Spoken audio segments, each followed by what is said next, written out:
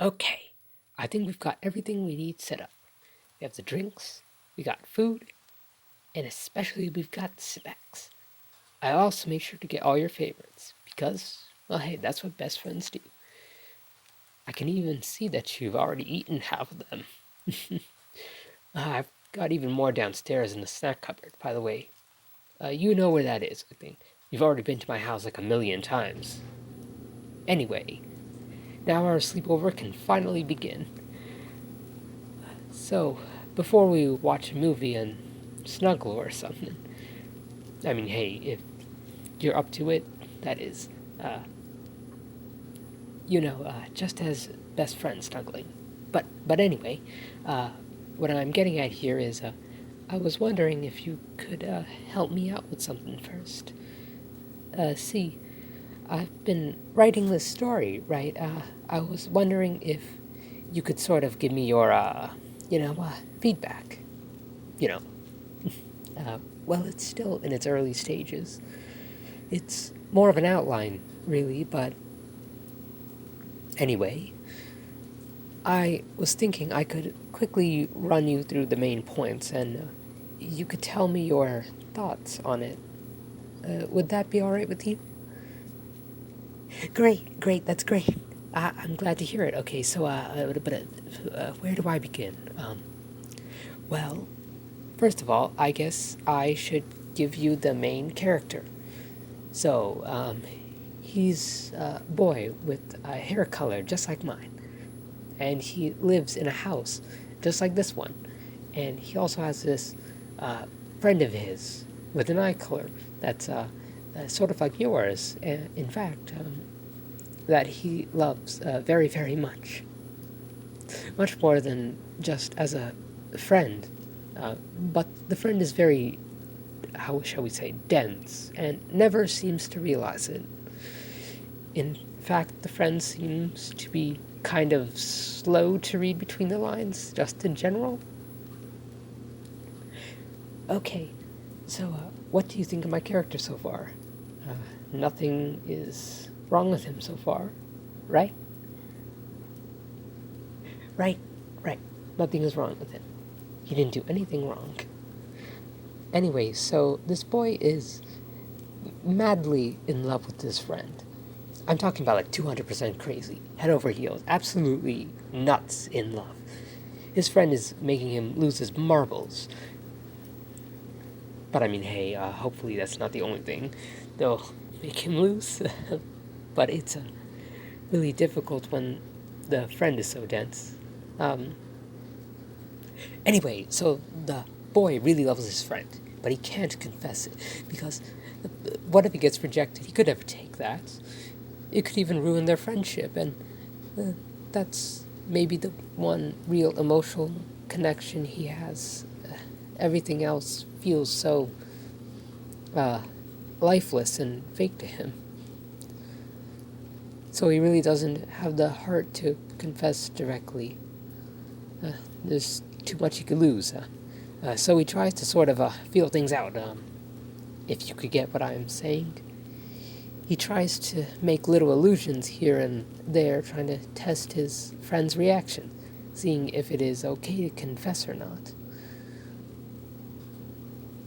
Sometimes he even flirts in a sort of indirect way, but of course his friend is so hopelessly dense, so this sort of method never really works for him. He even asks to snuggle a lot, and when he gets to, he always makes these little flirty remarks here like, "You're so good at cuddling and snuggling. I wish I was the boyfriend of someone who snuggles like you." Or, something like that. The friend still doesn't get it, of course. The boy does everything.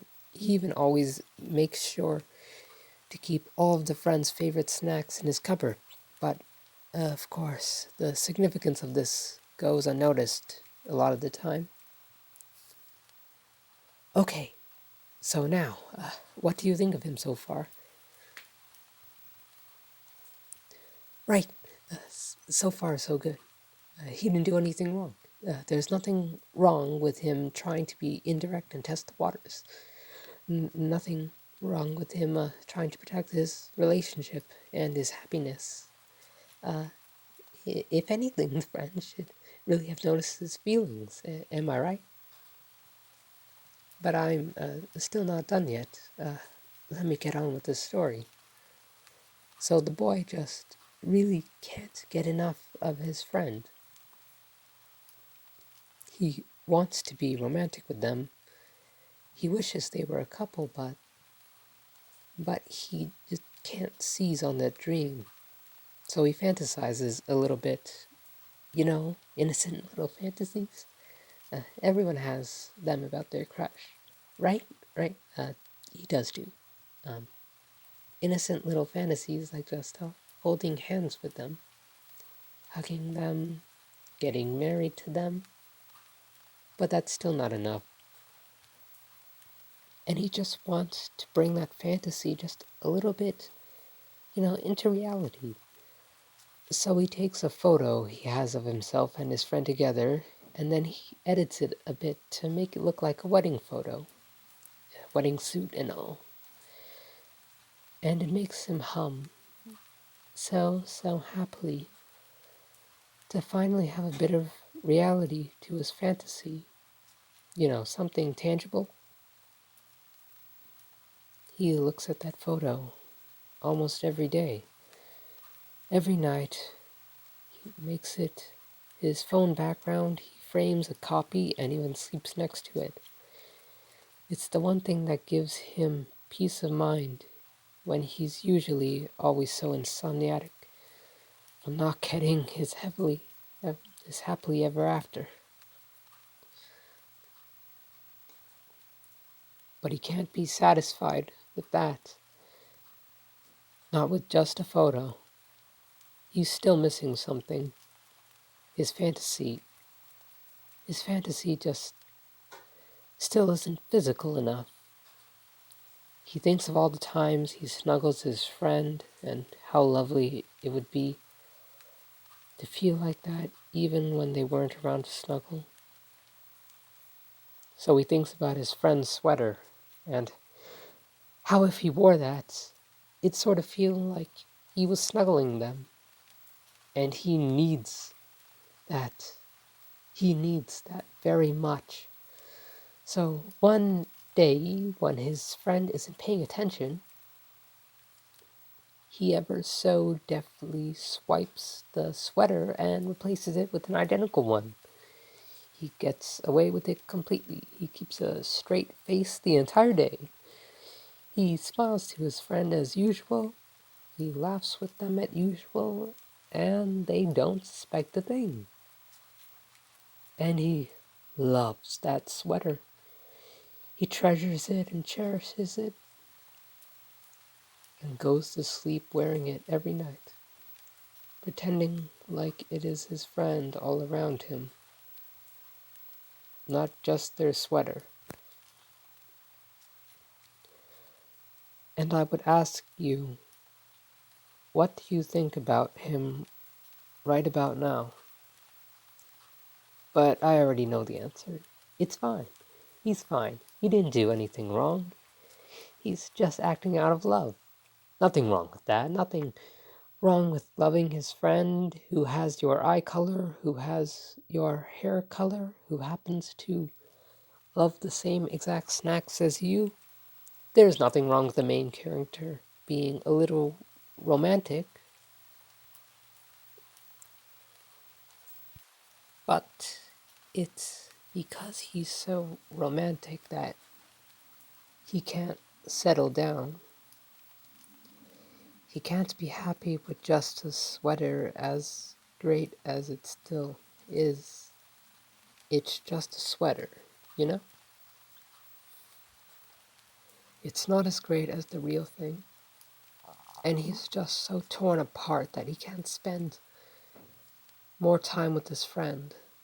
Every second that he's away from them, it's just eating away at his insides, little by little, all the time, and he can't take it anymore. He wants to spend every waking second with them, but obviously that's not possible. So he starts watching that friend. It starts with just watching them from behind the bushes at first, or maybe from behind a car or something. And he wakes up smiling every day, knowing that today he can watch his friend again. Then after a while, he gets an idea. He sets up cameras, very hidden cameras, the kind that you wouldn't notice. He sets them up all over the places his friend would frequent. And, of course, he especially makes sure to set up plenty in their room. So he can now watch them all the time. They probably wouldn't let him sleep over every day, right? That would be unreasonable. But now he can watch his friend fall asleep every single day. It's almost like they're a couple, but they're not. They're not a couple. He's a great character, right? You don't have to say anything, because I already know. He's fine. He's fine. He didn't do anything wrong. But, like I was saying, they're not a couple, and in a way, watching his friend all the time through those cameras makes him extremely aware of that. Because, yes, he can see all the things his friend does, but that also shows him all the attention they get from other people. And he just feels so neglected. When he sees them sharing meals with others, he thinks, that should be me sharing that meal with them. When he sees them laughing and joking with others, he thinks, that should be me. And when he sees them talking to others, he thinks, that should be me. And he tries to keep it together. Of course he tries. He never does anything wrong. He tries to bury his feelings deep within his heart because he doesn't want to hurt all those people coming in between him and his friend. Even though he might, he doesn't want to be destructive or harmful, especially not around his sweetheart. But there's no way to keep a burden like that all inside, right? His jealousy, his resentment towards his feelings of neglect, they all get a bit more heated day after day until inevitably the entire thing boils over. So he invites his friend over to a sleepover, just like this one, in fact. And the one thing he wants more than anything is to just be accepted. But it's so hard to even ask for that. Even if he tries to be direct, he just stutters like a bumbling idiot. So he confesses about his feelings. He confesses all the things he did, but he does it in a very indirect way. He confesses as if it was a character in his story that felt and did all those things, and not himself. But he's worried. He's still so worried. What if he isn't accepted? What if they try to run away or something? So he has a backup plan. He has some rope that he keeps under his bed. It looks just like my bed right here. And he drugged the snacks that his friend ate earlier. You know, the very same kind of snack that you helped yourself to just now. That way, they can't get away, even if they wanted to. But why would they want to? He didn't do anything wrong. Don't you think so too? So, What do you think the friend will do now? Hmm? Are you going to leave?